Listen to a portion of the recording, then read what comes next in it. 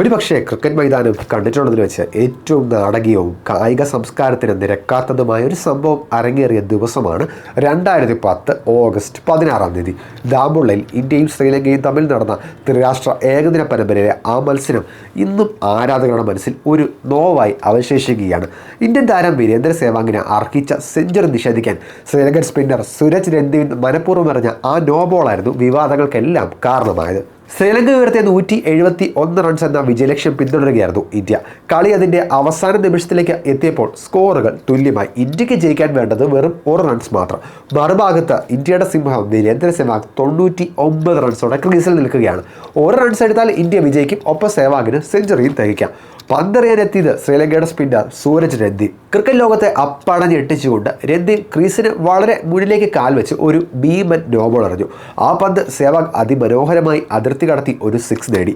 Stadium ആകെ ആവേശത്തിലായി. എന്നാൽ യഥാർത്ഥ ട്വിസ്റ്റ് അവിടെയായിരുന്നു. ക്രിക്കറ്റിന്റെ നിയമപ്രകാരം ഒരു നോബോൾ എറിയുമ്പോൾ തന്നെ ബാറ്റിംഗ് ടീമിന് എക്സ്ട്രാ റൺസ് ലഭിക്കുകയും മത്സരം അവിടെ തന്നെ അവസാനിക്കുകയും ചെയ്യും.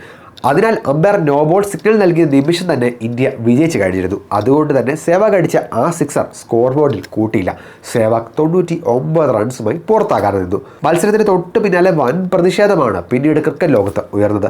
സ്പിരിറ്റ് ഓഫ് ക്രിക്കറ്റിന് വിരുദ്ധമായ ഈ പ്രവൃത്തിക്ക് പിന്നിൽ വലിയൊരു ഗൂഢാലോചന നടത്തിയിട്ടുണ്ടെന്ന് പിന്നീട് അന്വേഷണത്തിൽ വ്യക്തമായി. സേവാഗിന് സെഞ്ചുറി നൽകാതിരിക്കാൻ നോബോൾ എറിയാൻ രണ്ടുപേരെ നിർബന്ധിച്ചത് ടീമംഗം ദിൽഷൻ തന്നെയായിരുന്നു എന്ന് പിന്നീട് അന്വേഷണത്തിൽ തെളിഞ്ഞു. സംഭവം വലിയ നാണക്കേടായതോടെ ശ്രീലങ്കൻ ക്യാപ്റ്റൻ കുമാർ സംഗക്കാരെയും ശ്രീലങ്കൻ ക്രിക്കറ്റ് ബോർഡ് വീരേന്ദ്ര സേവാഗിനോടും BCCIയോടും മാപ്പ് പറയേണ്ട അവസ്ഥയിൽ വരെ കാര്യങ്ങളെത്തി. എന്തായാലും ശ്രീലങ്കൻ ക്രിക്കറ്റ് ബോർഡ് ഇതിന്മേൽ ഔദ്യോഗിക അന്വേഷണം പ്രഖ്യാപിച്ചു.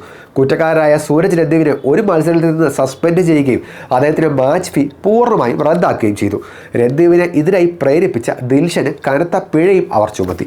കൺമുന്നിൽ തൻ്റെ അർഹിച്ച സെഞ്ചുറി നഷ്ടപ്പെട്ടിട്ട് വീരേന്ദ്ര സേവാഗ് ആ സാഹചര്യത്തെ വളരെ മാന്യമായിട്ടാണ് കൈകാര്യം ചെയ്യുന്നത്. വിവാദങ്ങൾ കൊണ്ട് ആ വിഷയത്തെ കൂടുതൽ വഷളാക്കാൻ അദ്ദേഹം ശ്രമിച്ചുമില്ല. കൂടുതൽ പ്രതികരണങ്ങളൊന്നും നൽകിയില്ല.